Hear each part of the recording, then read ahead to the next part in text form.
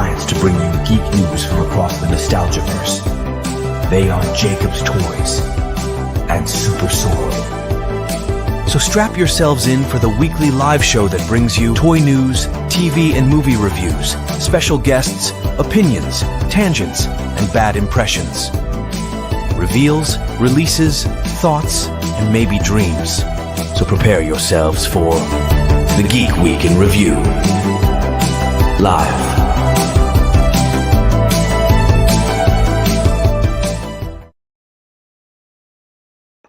Oh, there we go. There we go. We're live. We are live. We are live. We're live.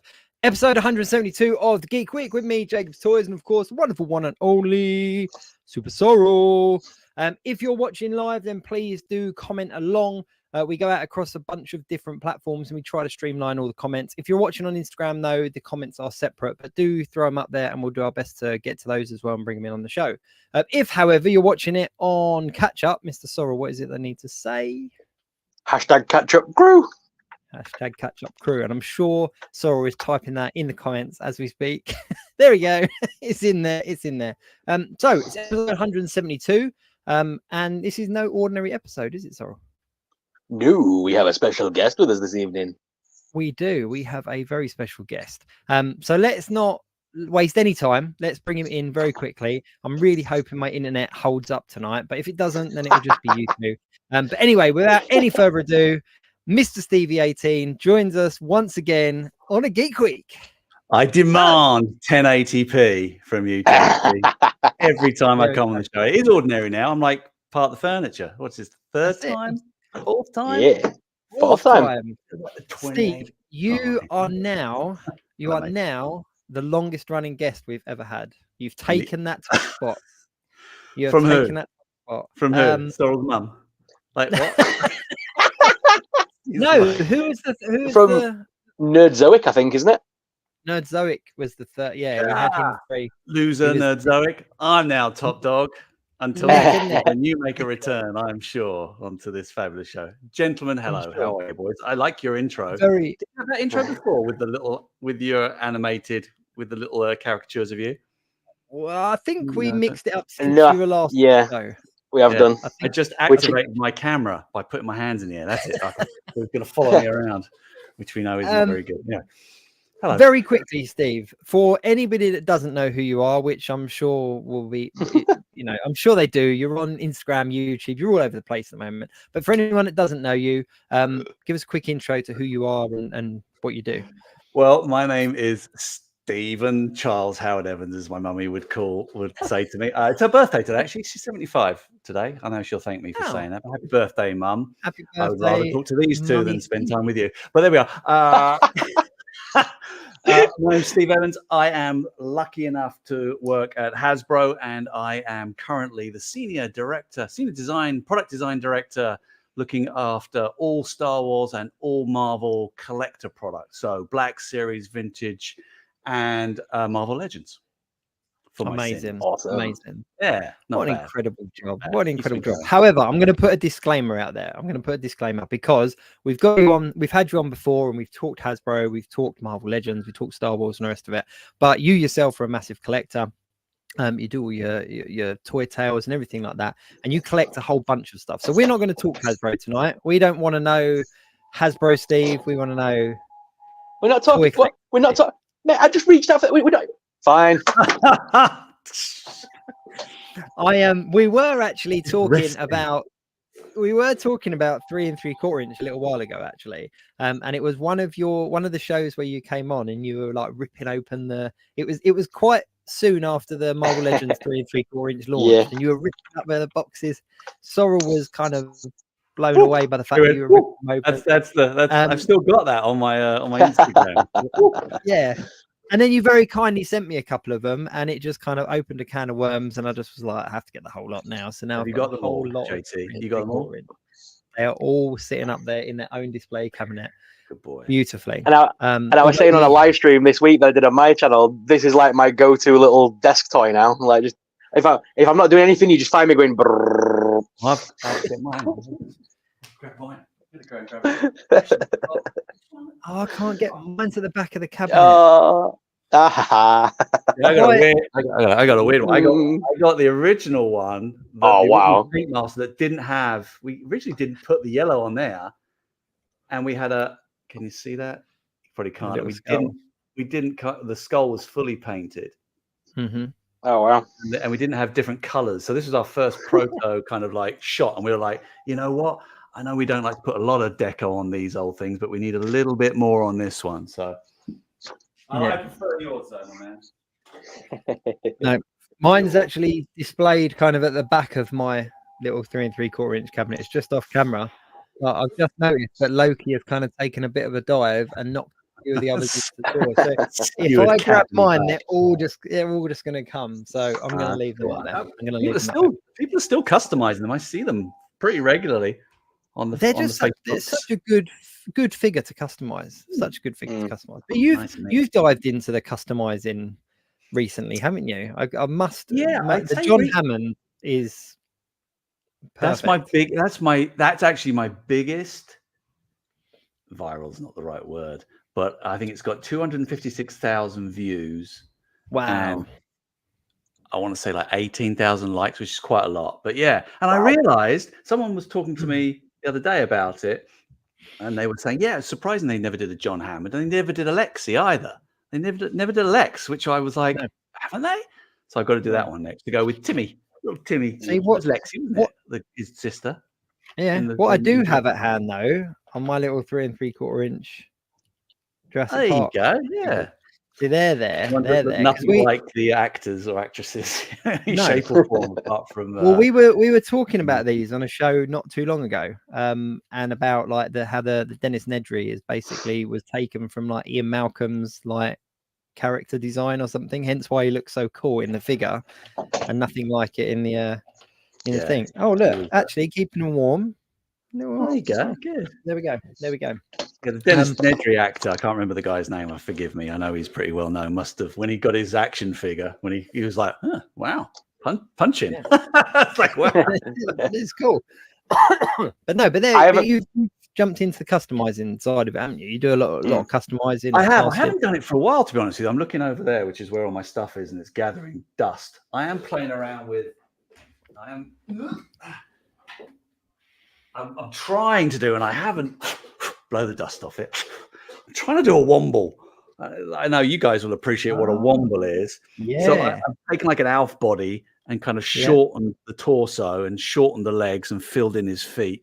And so he's got like long arms. And then I've kind of just molded a bit of, I don't even know what that was, just epoxy or something to try and do like a little Orinoco head. And I need a little nose and need to work out how to do the hair, which is what I'm trying to do. And then work out to do a hat. But like, I want to do a womble. I've told people this, probably people are bored, but like, when I retire, I'd love to do a range of womble figures, or all those old figures from our childhood.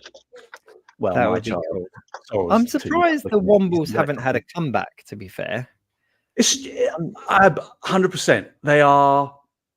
They're very apt in terms of the story. They're like little eco warriors. They go around and they repurpose rubbish that we common people leave behind. But it's got quite a little message, and like all the success they've had with Paddington and kind of bringing back that, and the way they've done the movies with Paddington is absolutely perfect. Like it keeps its integrity, it keeps its innocence. It's beautifully filmed. One of the best pieces of cinematography, I will say, out there is Paddington. I think it's beautiful. But yeah, I'm surprised as well. So if you want to create a consultant once I've retired, or on the side, then yeah, Wombles. A Wombles that reboot would be awesome. A Wombles live action. Yeah, better than that other live action one they had, where they had people dressed up in suits. they rebooted it in the 90s, I think like 94 or something.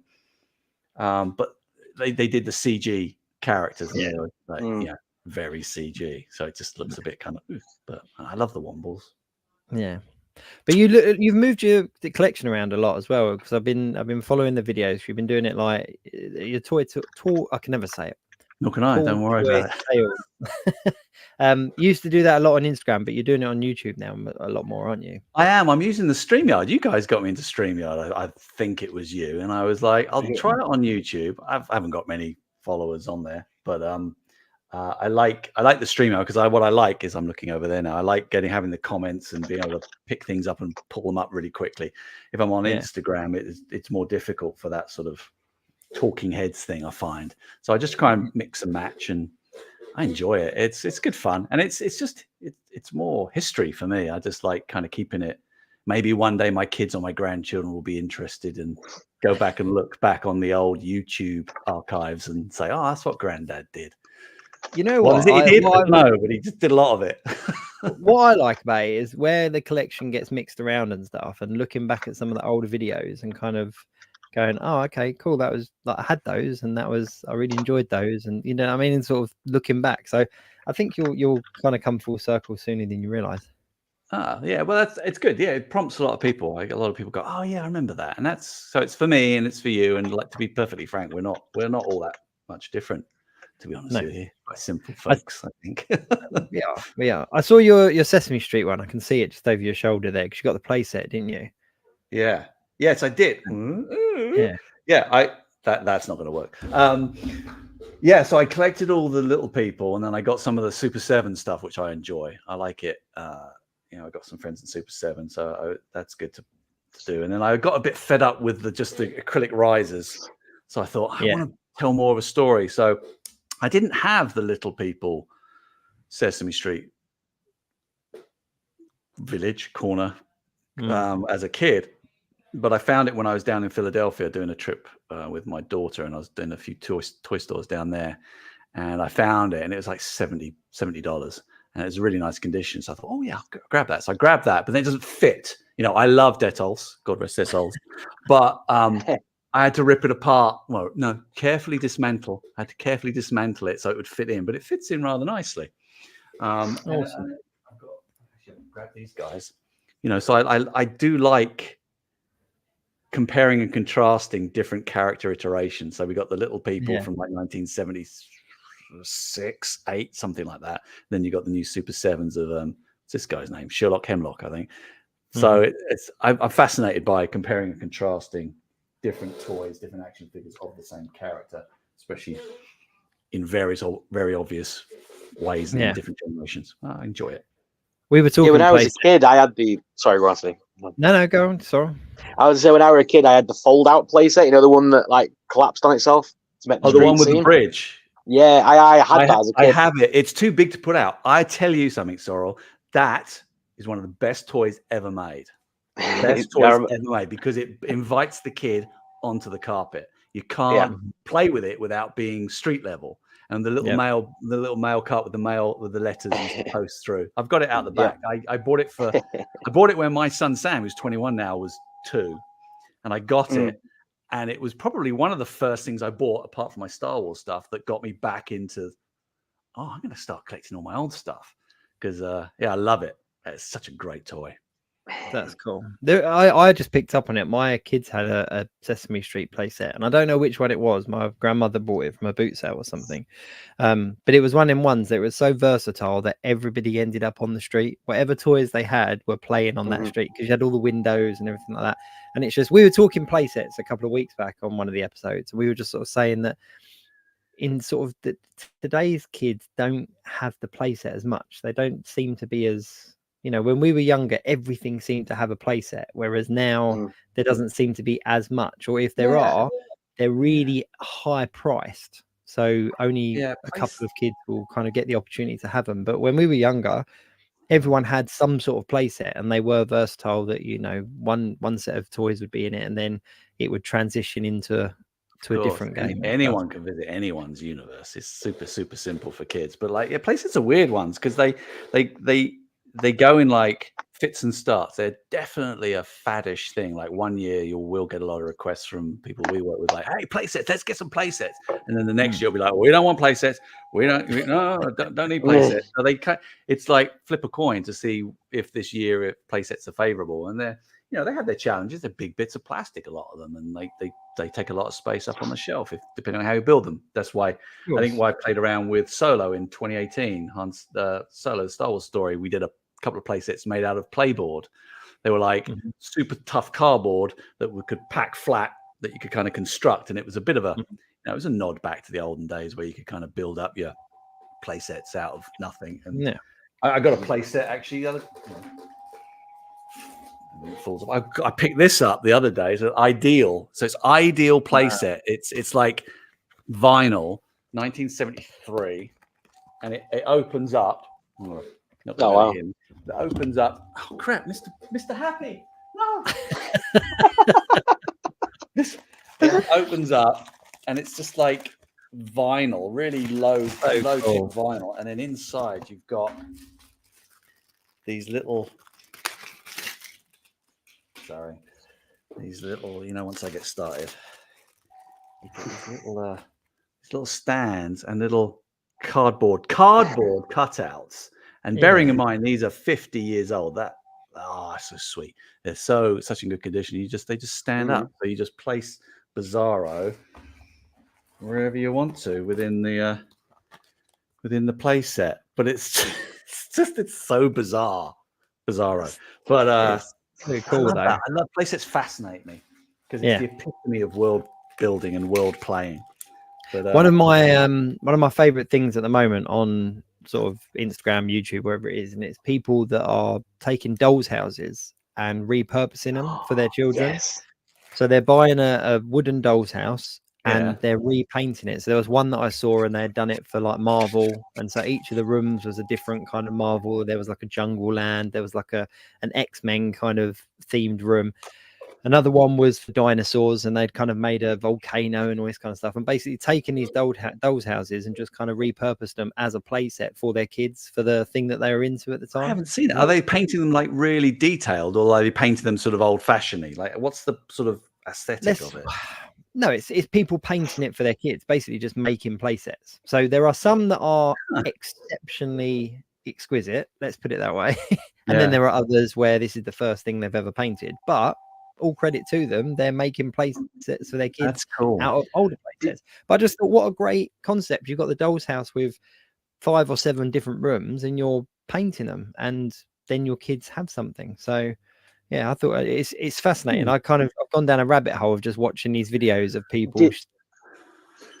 Have you seen the guy on TikTok who takes like the pink Barbie castle and like spray paints it black and turns it into like a haunted mansion kind of thing?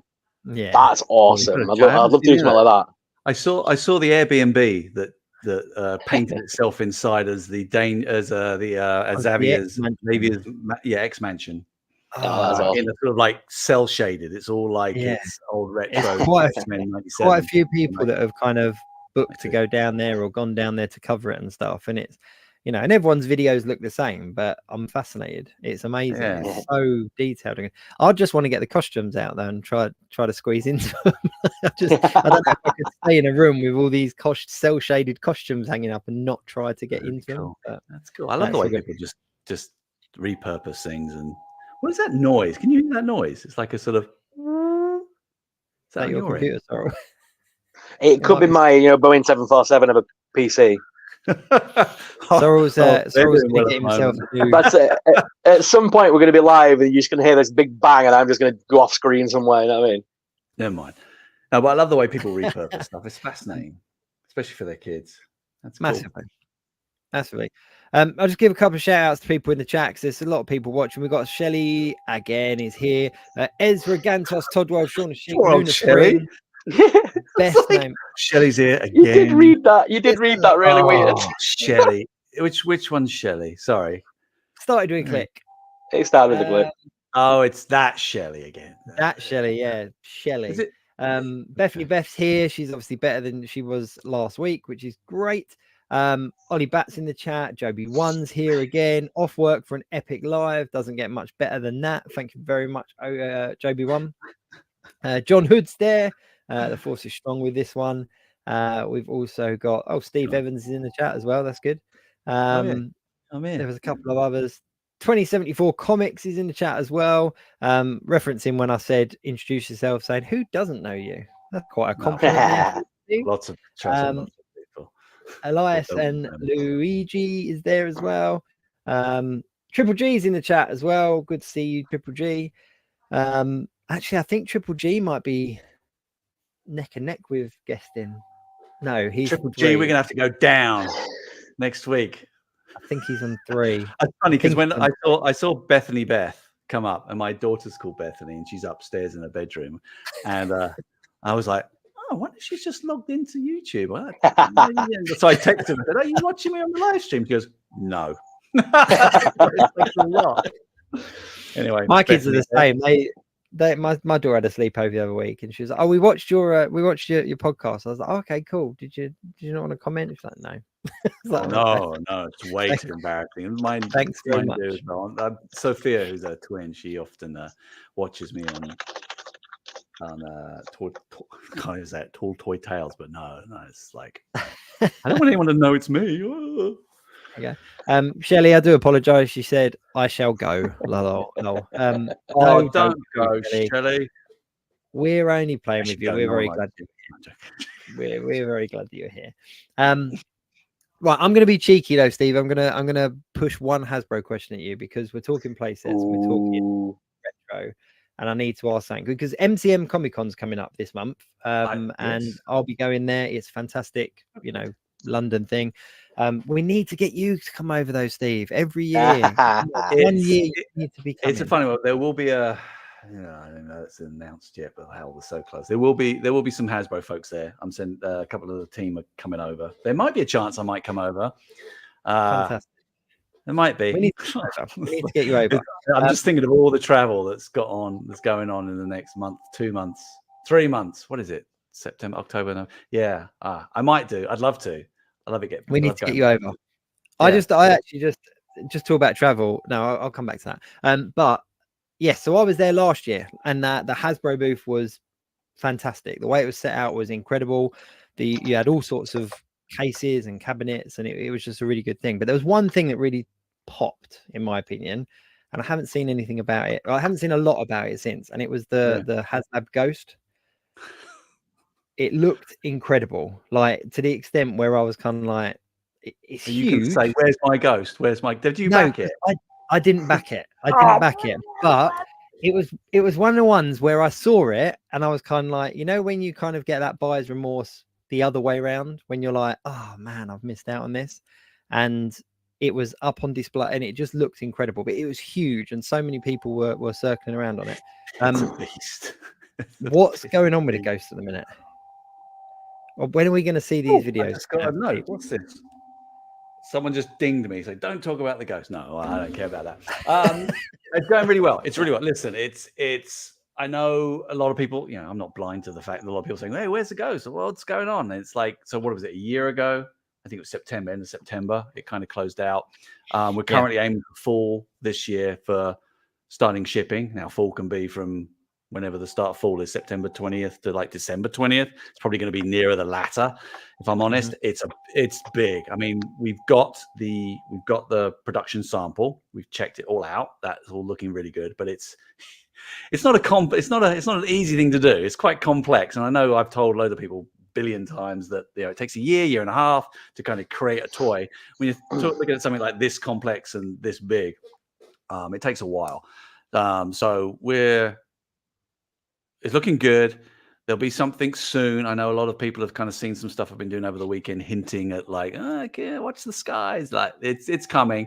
And could we have told you a few more bits and pieces here and there and everywhere? Yeah, probably. And I think it's one of my things that I want to do now with the Cantina. Now that's funded and I'm back on the team and we're focused on kid. Remember before, I looked after fan, kid and preschool, and now it's all on fan. So we have more opportunity to sort of focus a little bit more. So what I'd like to do is do a little bit more regular updates on the Cantina. I'll need to work with my friends at Lucasfilm and on Pulse, but that's the intent anyway.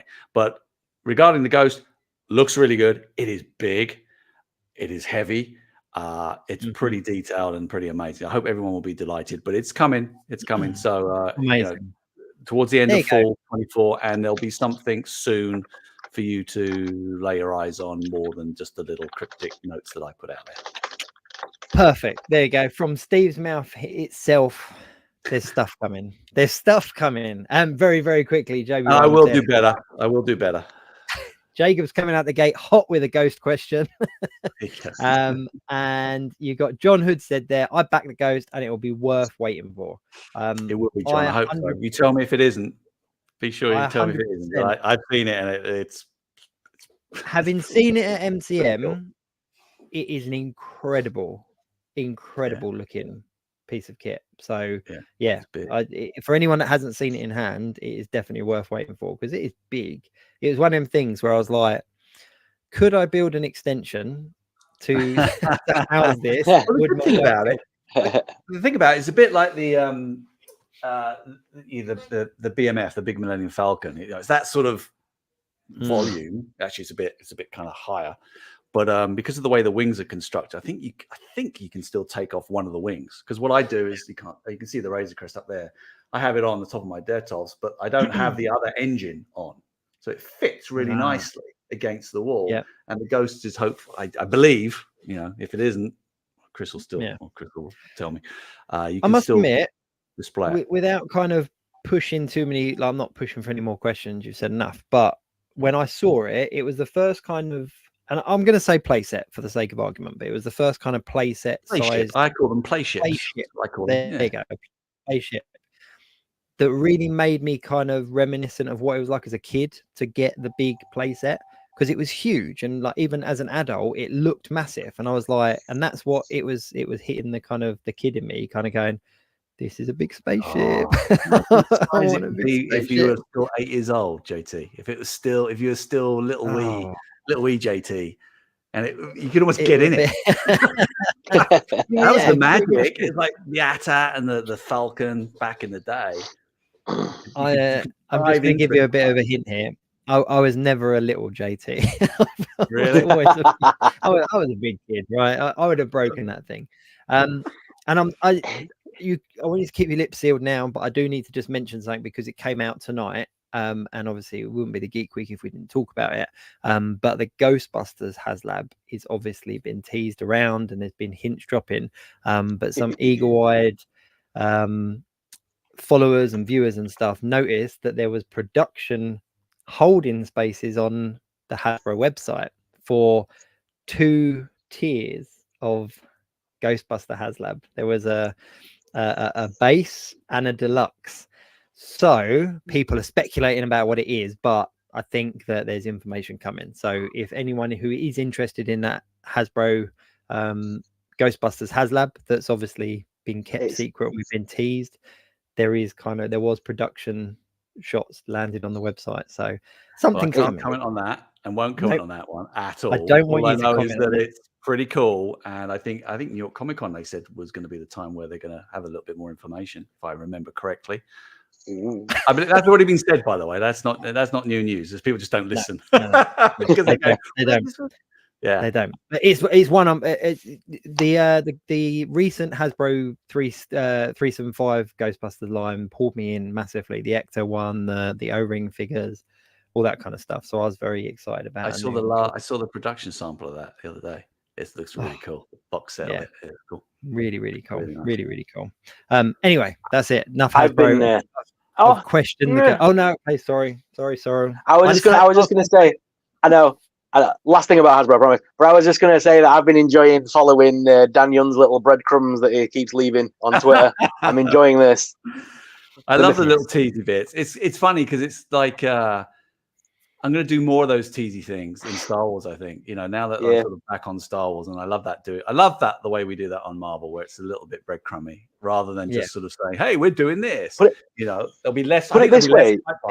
I think I'm kind of steering away from pipelines a little bit. I want to do a little more teasers and things like that because I want to be able to show the figure when we've got the figure versus anticlimactic kind of like, I knew that was coming. So, these little breadcrumbs have.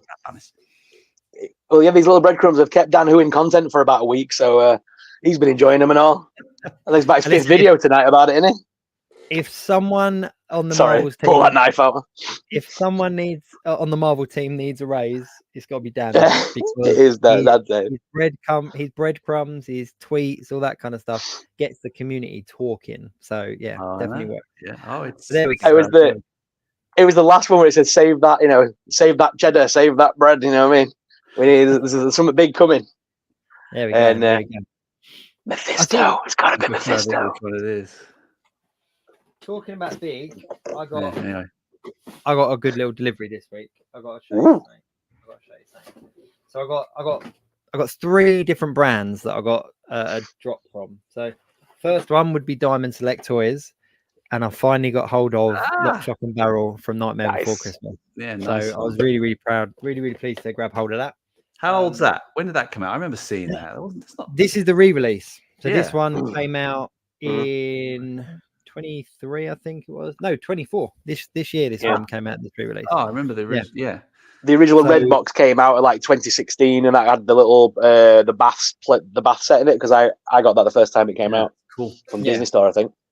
So I've got pretty much a full collection of the Domestic Toys Nightmare Before Christmas. Nice. But I was missing these 3. Like These 3 and the band are what I was missing. But the good folks over there helped out. The second one was from Hasbro. After 10/27, I had to get myself some animated Spider-Man Vulture. Not opened it yet, but very, very pleased. Rip it open now. No, Steve. You haven't learned anything. You've learned nothing. I'll open this one. While learned I'm here. So this one is a big one, and is the it's not Hot Toys, it's Hono Studios. So it's like it's by Hot Toys. It's all the same designers and everyone like that, but it's the kind of bit more affordable range. And they've done some really cool X-Men figures. They've got Wolverine, Cyclops, Magneto. He looks good. Look at this. So he's in there in his blue and yellow. He's fabric, right? He's got fabric. Do you want me to open it? Yeah. Of course I do. Do you want me to actually open it? Well, you've kind of opened it already. It's like, well done. You've taken the extra bit off. Yeah, rip it open. It's all falling out. Does it smell? I just smell Wolverine crotch. Particular smell, that plastic. But look, he's got his little claws, which are very, very cool. And then he comes. I feel really bad. I'm not opening it. There we go. He's got his Burns wraps. Yeah. Burn his hand. All right, look, it's off, Steve. Right, I'm taking it off. There we go. It's all out. But there we go.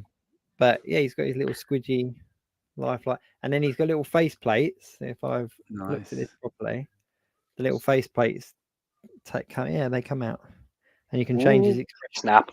Like more kind of. Now he's grinning. Quite a lot of that sort of 12-inch kind of. I kind of fell into the 12-inch scale this year. I like the size of them and the fabric goodness and everything like that. But I'll tell you what was interesting about this one is he comes with a base, and here's the back of the base. So the back of the base, you get like the stand, but then the back of the base holds a comic book, so you can put a comic book behind him. Oh, that's cool. It's kind of neat. And he stands up with a comic book behind. I don't know if it says on the. No, it doesn't show you on the box. But yeah, there you go. And now I'm just surrounded by open packaging, Steve. What am I supposed to do with that? I just remember what Dan was going on about. Yeah, save your cheddar. It's going to be a good one. I'm still working my way through this great big beast. What's that? That's the Transformers crate that you guys sent me. What was in it? Well, for Transformers 1 stuff, or what? Yeah, Transformers 1. The best. It's been one of the best press boxes they ever sent. Look at that. Whee! I don't even get that. Why don't I get that? See, he's got the great big. He's got a great big Optimus Prime in there, but me and my daughter, because it had the kids' toys in here. I've got my daughter in Transformers now, and she's loving like Elita 1 and stuff like that. Cool. We did all, the one-step ones where they're just the blue. It's just a blue dot, and you push it and it transforms. Yeah. Because she's only 8 and stuff, and she can't really transform the big ones. She's been playing with those ones all week because it's just one touch of a button. It just transforms. She loves that. Early. You got to get them in early for their lifelong love of toys. But tomorrow's video is definitely going to be these two.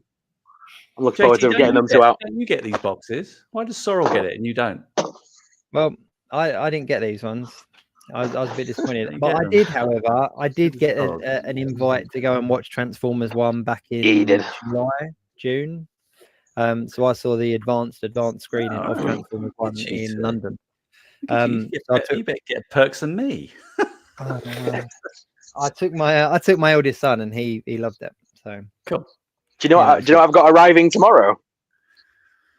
The great big Beyblade box from Hasbro as well, with all the new Beyblades in it.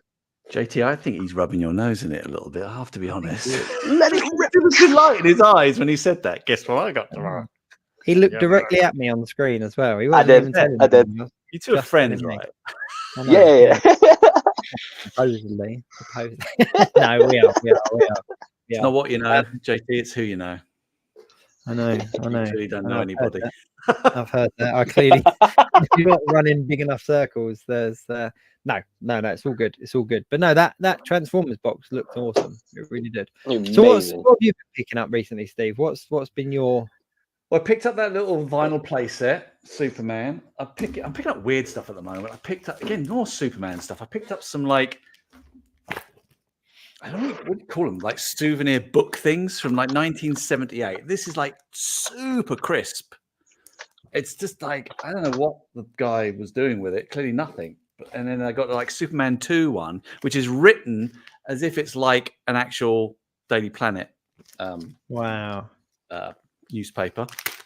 Brain in gear eventually. So like inside you'll pick out things like it says has an article about Superman's rescue in Paris. Merci, Superman. Parisians think the Man of Steel is French terror scheme bombs. And then there's a special color centerfold kind of thing about Zod, Non, and what's her name? Ursa. And then they've even got stupid things like,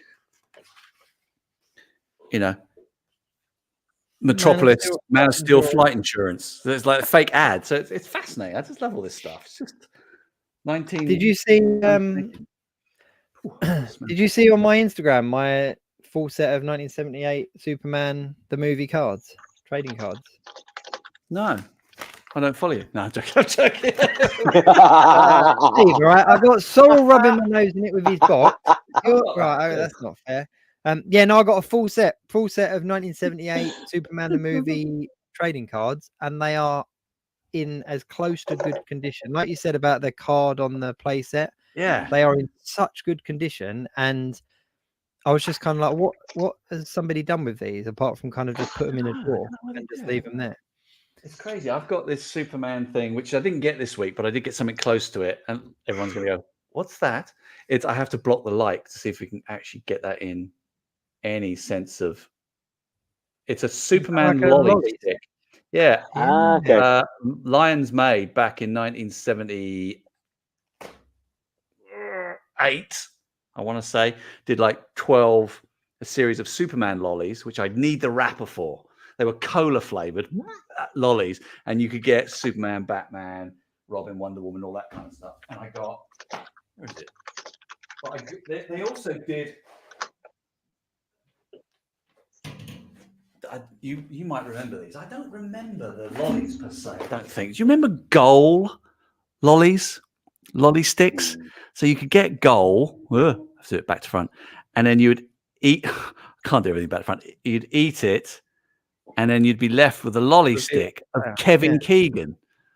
So I've got a Kevin Keegan lolly stick. I bet you haven't got one of those. Let's see if you can even see him. Probably can't.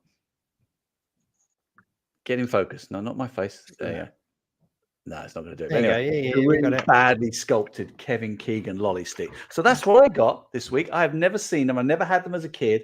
And they're super rare. These Superman ones go for like, I don't know, $30, $40 each.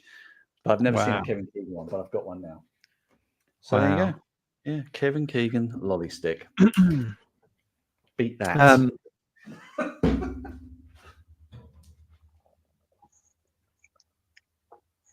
You're speechless. Oh, Jacob? Yeah, I'm here still. All right. So you just froze. I wasn't sure if your internet froze or you were just very, very still. You sort of went. Shelley said, I'm like Drax. If I stay very still, I just go invisible. Shelley said my bandwidth again. Just a couple of people here. Look, Bethany Beth said that you're being savage. Jojo's saying she's tired. Hey, saying you don't follow me and whatever. I do follow you. Can't help it. Bethany Beth said wasn't posting links to JT until recently. I don't know what you mean there, Bethany Beth, but yeah, that's all good. So when it comes to your things though, Steve, because your collection it's very much a kind of a dive into your childhood and your collection as a that kind of stuff. Where do you mainly pick stuff up? Is it when you go out and about and you see stuff, or are you most of it's on eBay, third party auction, other third party auction sites are available. I think, I don't know, mostly eBay. When I go out and jump around and kind of see different toy stores and things, like recently down in Philly, as I said, checking out some places down there, I pick up a few bits and pieces, but I'm very controlling about what I have. I have 9 Detolfs and that's it. I'm thinking of moving all my Star Wars there over to there so I can free up 2 more Detolfs, but they don't make Detolfs anymore. So it's got to be in a Detolf. And so it controls it. So I'm very picky about what I get. So it takes a long time for me to pick stuff up because I like it loose, but I like it really, really mint. So I'll, if I'm looking for a Kevin Keegan lolly stick, it has to be a really good condition one. So, but most of it's on eBay because I can really examine the pictures and take my time and think about what I'm getting. But I collect mostly old retro stuff. I guess the Super 7 Sesame Street, which is difficult to say, is the only modern sort of line that I'm picking up at the moment. I pick up stuff for research at work, but like to collect. I wish I could put that down. I wish I could. It's all research. It's all research. It's all proper credit card. Yeah, it's research. Yeah, it's research. It's a work thing. I've got to do it. It's interesting. Are you telling me you've not used that? Are you telling me that you've not used that yet? Like when my wife says, "Why are you buying another mystery minifigure from?" I'm like, "It's research for a video. It's fine." It's research. Yeah. My wife would roll. My wife would look to her lord as soon as I said, "It's research." She'll go, "Oh, that again." Yeah. It's a lot of research.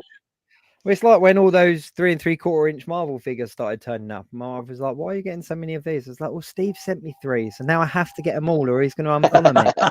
He'll be upset. He'll be insulted. He's like, he won't be looking at my posts. No, I'm only joking. Again, it's funny you should say about the Detolfs though, because they're discontinued, aren't they?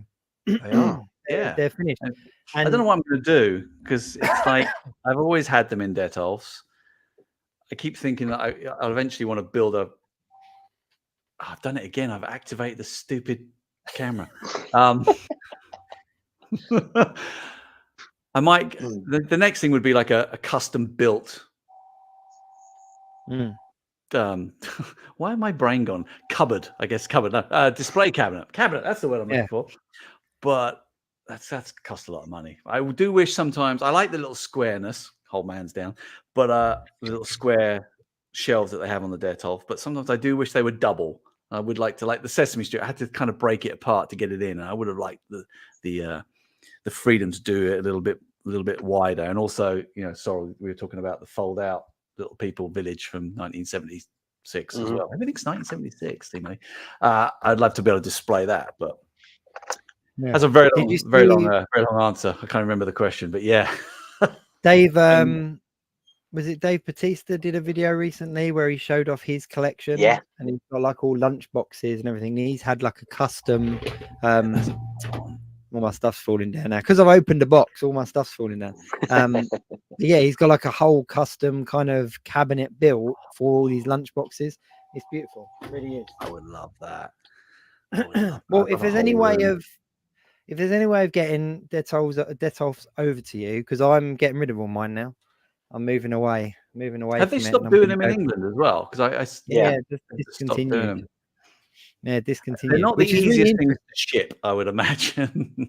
No, I can't imagine I'd get in one place. Get to you in one piece. It's really funny because at one point when they were readily available from IKEA, which is obviously where they're from, on Marketplace on Facebook and all those kind of places, people were just giving them away because they wanted rid of them. And now they've discontinued them. They're really expensive to buy. So the price has just hiked up, which is ridiculous. I don't know why they got rid of it. There's got to be some. Who do I know in IKEA that I can ring up and ask? Say, what are you doing? I think it was. I think it was to do with them all smashing, wasn't it? Because like people kept posting photos of them like shattering. Really? Yeah, but that's if you tighten the screws to. It's glass. Oh, is that the tightening? Okay. There's two metal rods down the side, and then there's a wood bit at the top and a wood bit at the bottom, and then 4 pieces of glass. Logic tells you if you tighten those screws too tight, you're putting pressure on the glass and it's going to shatter.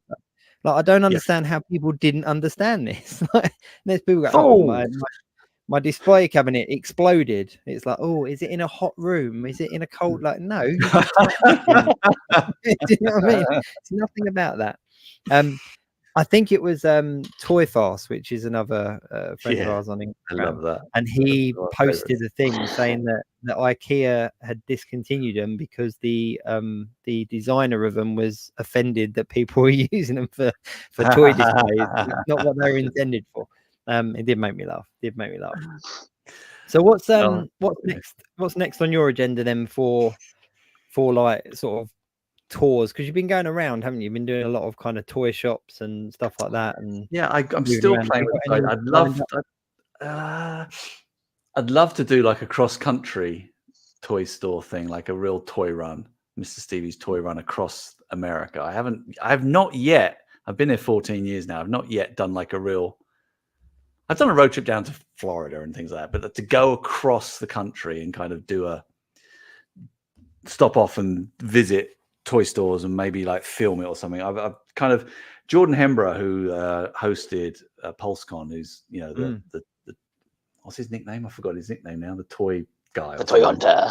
The toy hunter. Thank you. Like, I've never met him before, and I met him at PulseCon. We went out for dinner, and we got on like a house on fire. He's married to an English lady, and it was hilarious. We really got on. I was like, I kind of want to do what he does, sort of zoom around and do bits and pieces, but not for like a proper TV show, just for my own sort of research, because it is very insightful going around and speaking to people and seeing different types of stores. I did a Tall Toy Tales episode recently, like last week, on the different types of toy stores, from sort of like grungy, dusty kind of black t-shirt wearing, typical what you would imagine toy stores and people to be about, right? You ask anybody with black t-shirts, describe a toy collector. They all wear black t-shirts, and they're in these little grungy little stores, but they're like super knowledgeable.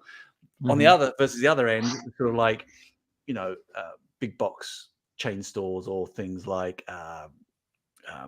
Newbie Comics, where it's sort of more of a store that you go to, and sort of everything in between. And it was just, I'm fascinated by that, how we purchase our toys and how we want to purchase our toys, where we want to purchase our toys, and how important is it to have community at those venues, whether it's online or in person.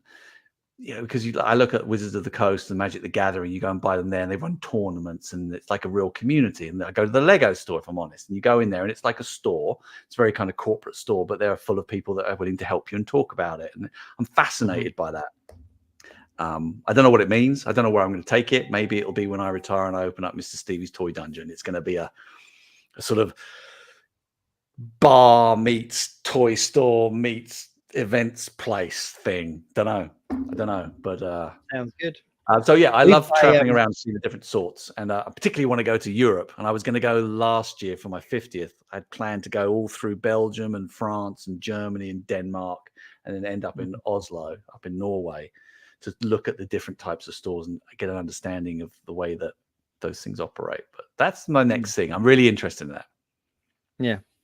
That's good. There's a couple of franchises over here that kind of do like the geeky kind of stores, but they don't tap into the action figure and comic market. They're much more like the tabletop game and all that kind of stuff. And there is a huge kind of market for that. But yeah, it would be a shame. It's funny because I was just saying to my wife tonight, like literally just kind of spontaneously going, let's just go to New York for the weekend. Let's just go. Let's go next month. We'll go to New York for the weekend. Obviously, bearing in mind that I was there for 3 years back in, the early 2000s, So I know all the toy stores. So I was like, yeah, let's just go to New York. Let's just go. We'll catch a show up on Broadway and just visit this place and this place. So yeah, maybe I'll do a Jacob's Toys tour over to New York very quickly. We should organize something. I don't know what it is. Again, I don't know what it is. I get all these grand ideas in my brain, and I'm fortunate in the sense that I can somehow maybe organize it or officialize it somehow with, whether it's with Pulse or I don't know. I don't know what I'm going to do, but I'd like to do that. Working hard, planning out 2026, starting on 2027. I'm thinking about that. I'm thinking about what we're going to do in 27. What, we got a big birthday coming up in 2027 for one of the franchises that I look after. So I'm thinking about things like that. So it's a lot of cool. Big birthday. Huh? 1977, 50 years. Oh, okay, yeah. I was thinking toys. One of the biggest pop culture anniversaries on the planet. I was kind of like, hang on, I was thinking toys. I know. Well, it is. It's that as well, kind of early bird, sort of. Yeah. So talking toys and toy shops, because I know that you're a big kind of fan of the online versus brick and mortar collecting habits. Because over here, it seems to have gone very online based. Would you agree, Sorrell? I don't know, because if you've noticed from my content, I've stopped buying online, and I'm solely nearly all of my videos recently have been me going to Smith's, Menkind, going to toy shops, and I've been vlogging and doing the YouTube thing there. But because I don't get the same satisfaction doing that online anymore. I think online has become too easy to get things now, if you will. I love the fact that all the Street Fighter figures from Jada, I love the fact that I can say that I picked all of those up off a shop, off a toy floor, rather than from Kapow or In Demand or one of the online guys. Yeah, but listen, Sorrell, you're like the exception to the rule because you get sent big boxes. But in general, in the UK, more people are buying in store. Like we had an episode a couple of weeks ago where we were talking about some of the big chains that have stopped stocking certain products that they've just kind of they're not on the shelves anymore because people aren't going in and buying them off the shelf. They're buying them online. And just sort of looking at the collectors' habits in general seem to be a lot more focused with the online stuff. But as Sorrell said, we're big fans of the kind of the going in, the picking it up, the kind of looking. Even in recent years, the biggest comic book store that was local to me used to have, and this is, we're going back quite a long time, but they had a huge kind of Marvel Select section where they just had them all on display. And they were all kind of out of the price range at the time, but to go in and actually look through them all and pick them up and kind of mentally kind of decide which one you wanted to put on in your collection was much more satisfying than kind of the online. There is something about the hunt, and I have a theory. I call it, everything's in threes. That there's sort of the thrill of the hunt. We've been saying that since we all started collecting. There's something satisfying about looking for something, maybe not getting it first time, maybe not even getting it second time, but that third time you've got a story. I'm sure Sorrell could tell us about how he got his Jadas, whichever one it is, that he kind of had to go that extra I had to drive 20 minutes to this other store to get it, and they had it. And there's something, it's all about stories. But if you can go online, just go, I got it.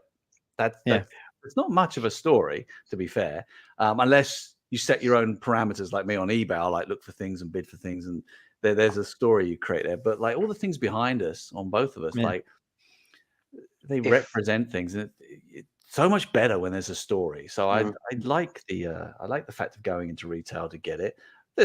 You can do it in that. I think that's my question. It's how do I do that in online? What's the online version of the hunt? How do we? Again, I don't know the answer, but that fascinates me. When I was back in England last year, I'd forgotten. Actually, I wasn't aware. Smiths and Entertain, Smiths. I went to one up in Norwich. Massive. It's massive. It was just like the old Toys R Us, which obviously we don't have anymore. Yeah, I think Canada have them, but certainly over here, I don't see any stores that are like that. I'd forgotten what they look like. Yeah. So we're finding some stuff. We love with the online versus in store and stuff. I mean, online, I wouldn't buy that. I wouldn't get that amount of stuff in one go. You know what I mean? Yeah. That's ridiculous. That's just full. What is That it? is ridiculous. Mate, I'm a sucker for a blind bag. I think I've had this discussion before. So this is literally just full of like all the new slime, nasty nibbles, and but then I mean, miniature ducks of Beetlejuice. I mean, that just has to be bought, doesn't it? But if I saw that online, I'd just laugh at it. Is that from one trip? That can't be from one trip. More or less. Shelley will tell you in the comments because she's watched all the videos recently. I went around about 5 because I'm lucky that I'm surrounded by Smith stores. Where I am, there's like 5 within 10-minute drive of each other. So I literally went on. I made about 5 videos in a row, and I bought everything. All that bag was like 1 week's worth of shopping. Wow. Whereabouts do you live, Sorrell? Are you allowed to say online, or are you not allowed? Yeah. I'm in West Yorkshire, so I'm near Leeds. I couldn't tell. So I'm kind of middle of the country. I couldn't tell. I wasn't sure whether you were like home or whether you were away. Wow. So is it? Yeah. Are there lots of? Is there one area? Because I'm obviously over here in America. Well, I'm not obviously over here in America. You might not know that, but your viewers might not. But like Northeast is pretty. It's pretty. I think pretty cool for toy stores and things like that, especially like New Jersey way. I was down there in Philly, and Philly, it's right next to New Jersey. And I said, "You have a lot of toy stores down here." And they go, "Do we? Do we?" I was like, "Yeah, flipping." Like I'd stayed one place, and there was like 5 within like 20 minutes of each other, of like hardcore toy collector stores. And what about it in England? Like, where is it the most? Because when I was there, when I lived there, when I went to university down in Brighton on the south coast, that was the mecca for toy collecting. Like more than London. There were much more stuff going on in Brighton on the south coast. But like, where is it now? There's a lot more like toy conventions and toy fairs up north than there is down south. I think there's a lot more going on up north. We've got there's a massive toy circuit up here. There's like a different toy fair every other weekend up here. And like I say, where I'm based, I've got like.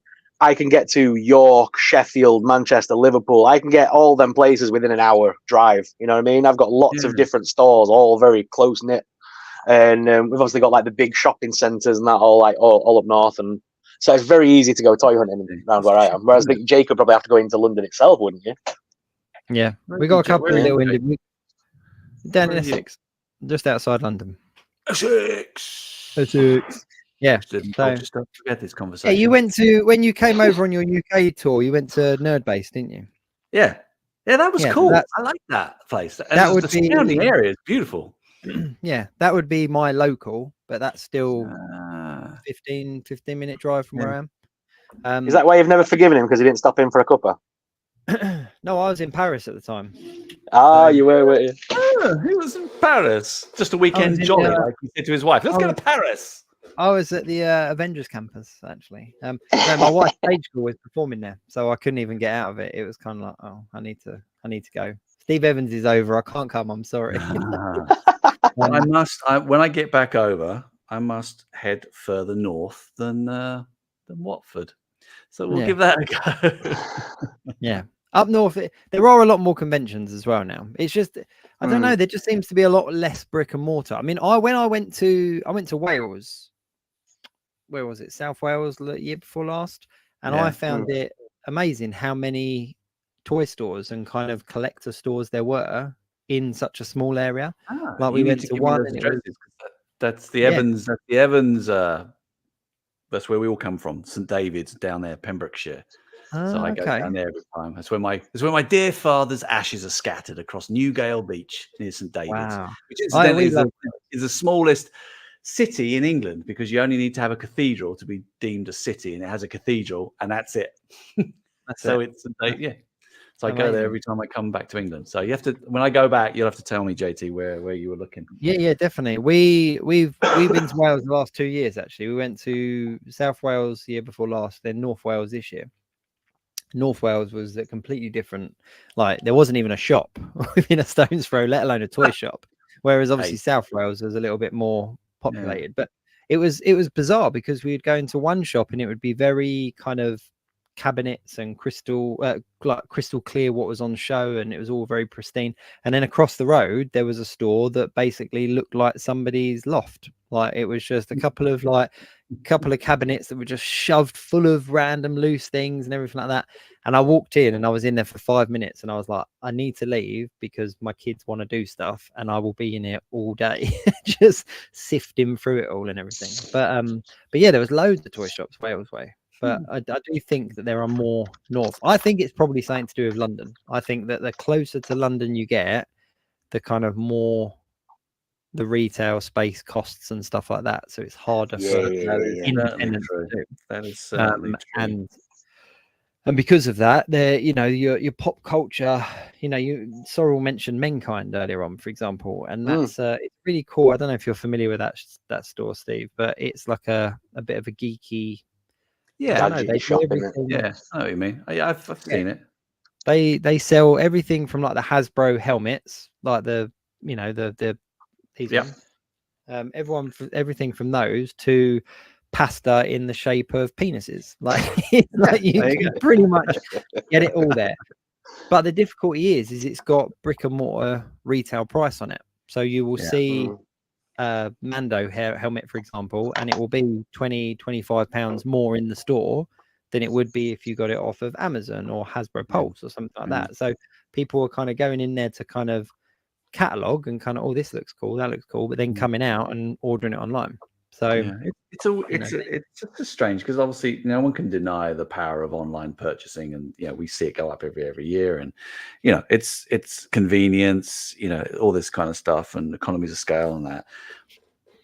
But there is a need, a human need, and we're seeing a bit of a revolution in terms of like community and talking and having connections with people. I'm seeing it in lots of different places as well. I'm seeing it in the way this generation, the sort of the Gen Z, Gen A people are, they're using their phones and digital and social media and stuff, but they still they're lacking the experience of being with people, and they're kind of, it's a little bit of a reaction against it, I feel personally, my observations, social media, everything just balances out a little bit. So I'm fascinated with the purchase experience. That's what I want to understand a bit more and work out what we can do about it.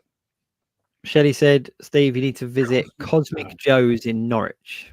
No, I didn't go there. I went In Demand, and there was another toy store I tried to go to. There's a famous pub there, and I can't remember what it's called. It's called the Fat Cat.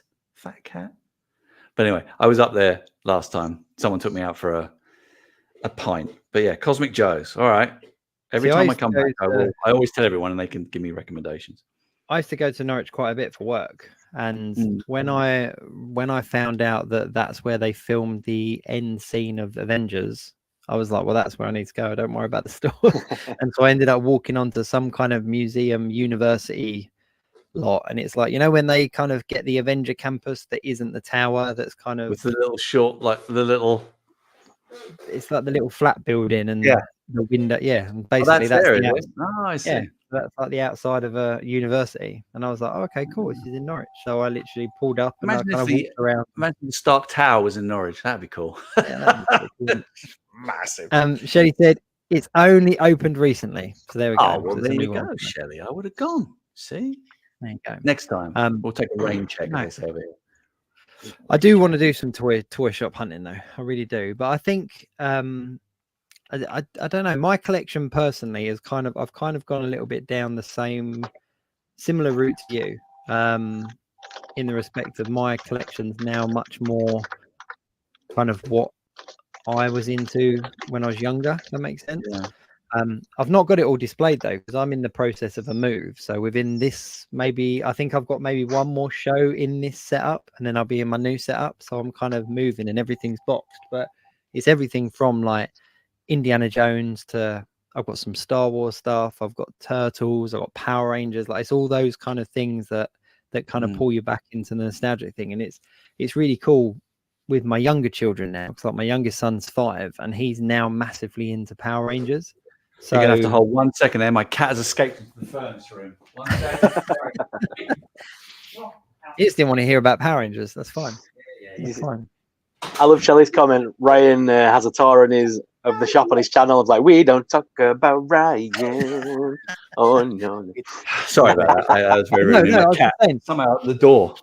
So my youngest son is now massively into Power Rangers, and all of a sudden that section of my collection is fascinating to him because it's like, wow, you've got Power Ranger toys and you've got this of Power Rangers and stuff. So yeah, so I'm kind of moving my collection around a little bit. So you're going back to your childhood. So you've got all the modern new. Your collection is going to get big. It's going to get big. I hope your new house is big. I don't collect the news. I find it difficult to collect the new stuff because I like the finite number of the old stuff.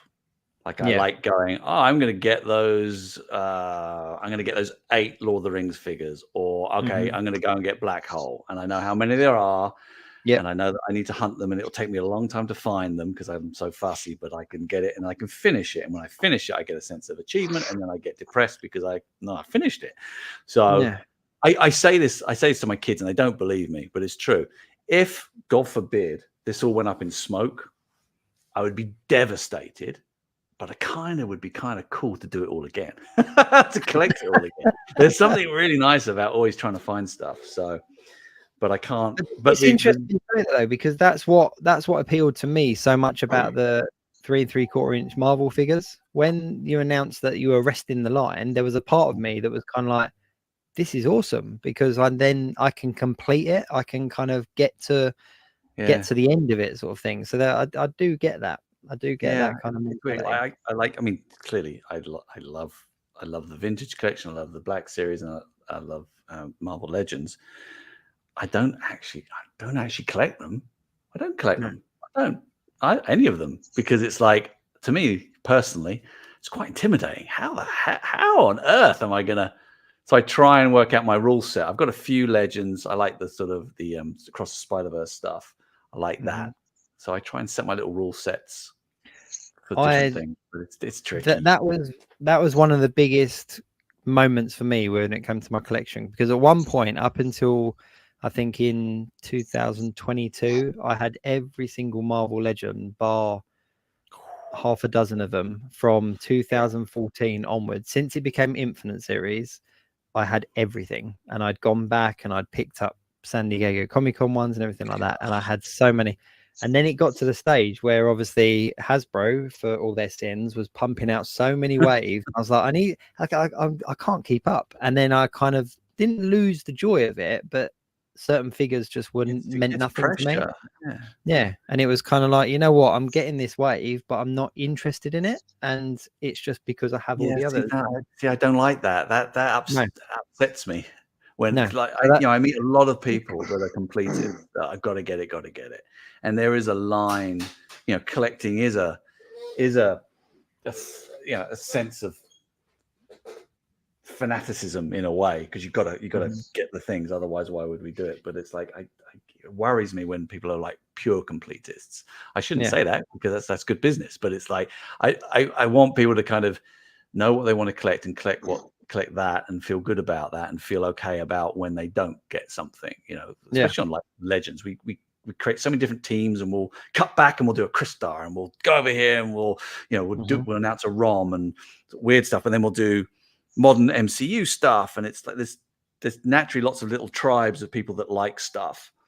And I like that, but I don't like the idea of people feeling under pressure to have to get the stuff that doesn't really resonate with them.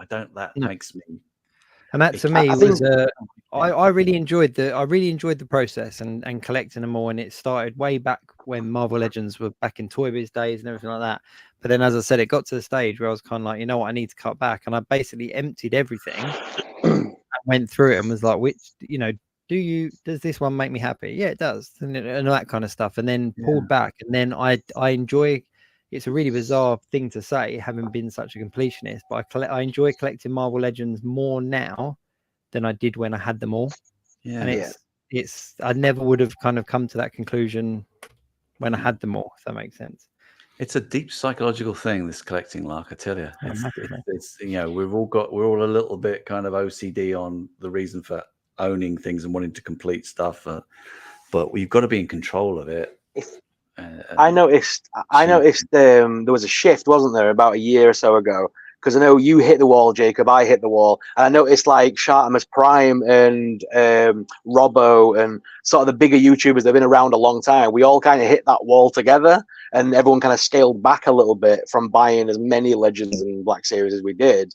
But then there was on the other hand, there was like a new generation, like Carbon Scoring and all these other channels came out of nowhere that were collecting all the figures that we already owned from years prior. But like they needed the Sauron Bath, they needed the Iron Man, the Spider-Man, the Wolverine. So they were buying up the new ones, and their channels grew because of it. So it's like swings and roundabouts. And it's like we were in the game a long time. Yeah. When you think about it, we were in the game from what, 2012 maybe onwards, collecting Marvel Legends. My favorite thing when I sold off a lot of my, not just Legends, but just a lot of my collection, was selling to people that I thought would have had the figure I was selling, but was really pleased to be able to pick it up and add it to their collection. And it tickled me quite a bit that certain people picked up certain things. But okay, so you mentioned a fire a minute ago, Steve, right? If there was going to be a fire, all your cabinets were about to catch light, right? This is easy. And you only had time to grab one stuff, whether it's easy. Oh no, actually, no, it's not easy. Yeah. What would I grab? We've done the blue dog thing. Have we done the blue dog thing? Have I shown you my blue dog? Talking about the blue dog. Oh, I'm sorry, Jacob. Well, that's the thing I would. That's the thing I would probably save, because it's the only thing that's actually my toy from my childhood. Yeah. So the blue dog. I was just testing you. I was testing you to see if you're going to say the same thing. That's all right. There are a few bits and pieces that I've got that can't be bought. You know, certain things like Black Series, like my prototype Chewie, and some things where, you know, I had friends that have passed away that got figures of them, things like that. I'd grab. It's difficult. I got my mate over there, Richard Elkington, who was my best friend as a kid. He passed away suddenly. It's 5 years this year, and I've got him.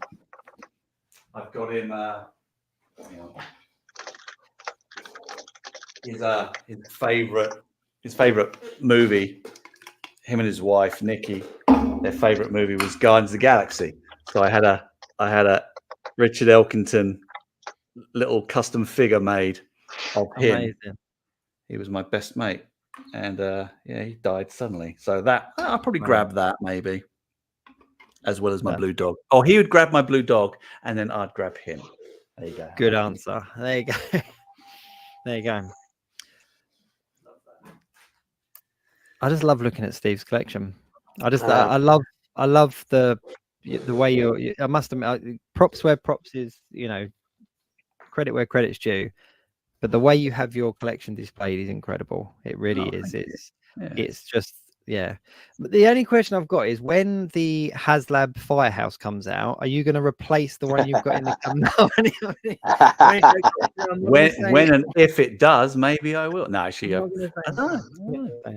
know. But that is one. That's one playset, that Firehouse, that we were talking about these again. Like, what happened to slime? Like, I know we get slime in a lot of kids' toys now anyway. Yeah. But at one point, all the play sets had slime, like the Firehouse. The main cell was to put slime down it. Yeah. Yeah. And I would. That's a good question. Let me think. What year? What happened to slime? Well, now, I would imagine EU regulations probably happened to slime. Well, I can pull it into Hasbro a little bit, because my youngest again got the slime, the Venom slime one that you put the slime in and you push it. And it just didn't do it for me. It wasn't the same. I got really excited when he was like, "Oh yeah, I want this one," and the slime comes out his mouth, and I was like, "Yes, here we go. We're back in the slime era." And it just didn't have the same. Maybe I was just an adult going, "Oh, this is going to take." What a mess! Look, it's all over the carpet. Why is it on the carpet? Put some paper down. Put some paper down. You're allowed to play with it there and there only. No, but that Firehouse for me was massive, and the Turtles one as well, I think, had slime. I worked on a. I don't know whether you're aware of it, because it's more of a kids thing now, called Real Webs. I work with an inventor on Real Webs, which is basically two. It's like an epoxy reaction. You got two sort of what's the word I'm looking for? Substances. They go together, and when you fire out of your a web shooter, and it creates like a gel. It's like a blue gel that strings up like webs, and we're selling it in UK and Europe, and that's almost a return to kind of messy play. It's outdoors. Is that out now? Yeah, it's out there, real webs. Yeah, Spider-Man real webs. It's pretty cool. It took us ages to develop because getting this thing to work properly and not to bung up, and getting the sort of the compounds and the substances together in the right mix when you pump it. It's really cool, but it does look like webs. And kids just like love it because they can then, what you can do is you can then grab it, and you can then kind of play with it as well. Yeah. It's not slime, but it's similarish. But yeah, I think it's like play sets. It's faddy. Like some people, one year it's like, kids want to make mess. Let's make toys that make mess. And then next year it's like, well, don't make any mess. And so things just bounce back and forth. I think it was one of the last boxes, the bigger boxes that Hasbro sent me, and it had all the Halloween kind of the kids play stuff for them to dress up in. Me and my son opened it up, and it was like the Wolverine, X-Men 97 claws and stuff. But they also had a web shooter that had like the silly string in it. Yeah. And I've never seen my son have so much fun with a thing. It was incredible. It was like him just shooting silly string all over the ceiling. That was mainly the similar thing. My blooming camera's gone again. It's a similar thing. It's just not silly string. It's just a different compound that we use. I'm gonna have to look at that real webs for sure. Yeah, definitely. We are getting towards the end of the show, Steve. Is there anything that you would like to say to the people watching across various different places? Anything you've got coming up that you want to kind of give a plug to? Any more little hints you want to drop? Not really. I want more followers on my Instagram. Right. No, more followers. No. You're flying up followers, aren't you, Stevie? Yeah, I could always have more. No, it's quality, not quantity. It's actually quite good because they're really useful. Because if I put out little questions quickly just to get some kind of insights, I wouldn't call it research. They're always there. I get good responses. No, not really. I'm on Instagram, Mr. Stevie 18, as you can see in the bottom left of my screen. I tinker around on YouTube, the Mr. Stevie 18, because someone else has got Mr. Stevie 18 on YouTube. I don't know how, but they don't put any content out. It's really annoying. Or you can search. So you can search for the Mr. Stevie 18, or you can search for Mr. Stevie's Tall Toy Tales or Tall Toy Tales. Please pop along and have a look around there. I think I've got 45 videos now of various subjects. Some are live, some are recorded, some are great, some are awful. But it's just I just explore my collection behind me, one story at a time, and look into industry insights. And I don't give away secrets, but it's like there are different points of view you get when you actually work in the industry and different observations. So pop along and check that out if you will. Amazing. There was one that your videos are very insightful, and there's one thing that I picked up after watching one of your videos, and it was the Art of Marvel book that you reviewed. I had to have it, and it's an incredible book. Absolutely incredible book. It's like from a design angle, it's fascinating to be able to see all the colors, the logos, things. Yeah, it's brilliant. Absolutely beautiful book, and it's a big chunky one as well. It is. It is. Sorrel, anything that you want to say before we kind of get towards the end? Yeah, it's been popping in the chat tonight, so thank you very much, everyone, for chatting along with us. Shelley gave the most amount of comments tonight and was a good sport. So, Shelley, I'm going to send you a Geek Week sticker out to you in the mail. So, thank you very much for tuning in. I appreciate it, as always. Amazing. Congrats, Shelley. We do want you to come and watch. The boys told me, they were messaging me on the side. It's like, no matter how horrible we are to Shelley, we actually do want to come and watch us. Because they're the only ones that comes to see us every week. To be fair, everyone that's in the live chat right now, they are the diehards, and they literally are in the chat week in, week out. So thank you. I've a lot of names in there. I reckon Mike Hext. I know. I recognize that name. Good to see you. I'm just going to have a quick scan over on Instagram and see what questions there, because obviously the Instagram questions you broadcast on that as well, don't you? At the same time, simultaneous. We broadcast everywhere. We're going out on Facebook, YouTube, Instagram, Twitch, and it's not just on my YouTube and Instagram. It's on his Instagram and YouTube. We're all over the place. Oh, I've just spotted the button at the top saying "Stream this to your audience." I'm like, there you go. I could have Bit done it. Just very quickly on Instagram, we got a wave from El Paso, Texas, which is cool. We got somebody talking about the Ghost, which obviously we've spoken about already. Only other comment that stands out is, do you think MCU Red Hulk will be revealed at New York Comic Con? We're not talking about Hasbro reveals. We're not talking about them on this show. But there we go. But yeah, thank you very much, Steve. It's always a pleasure having you on. It's always good fun to have you on. Just hang about afterwards. We'll just say goodbye properly after the credits roll. No problem at all. Lovely to speak to you, boys, and I look forward to next time. And if someone takes me over as the most regular, make sure I come back within a decent amount of time, because I don't want to lose my top spot. No. We need to think of some kind of like little emblem or logo or emoji. Yeah, come on, get going. Very quickly, everyone that has joined in and commented along, thank you very much. This was obviously episode 172. We'll be back next week with episode 173. Keep your eye on social media for what we're going to be talking about. We've got that lined up, and we were going to put it out, but we completely forgot. So it will be out before Sunday. But do keep your eyes on that. Do check out the description of the videos. Obviously, you can go and subscribe and follow, depending where it is you're looking. And do look up Mr. CV18 or the Mr. Stevie 18 if you're looking at YouTube. You won't be disappointed. Thank you very much, everyone. We'll catch you next time. Till then, keep it geek. Bugger off.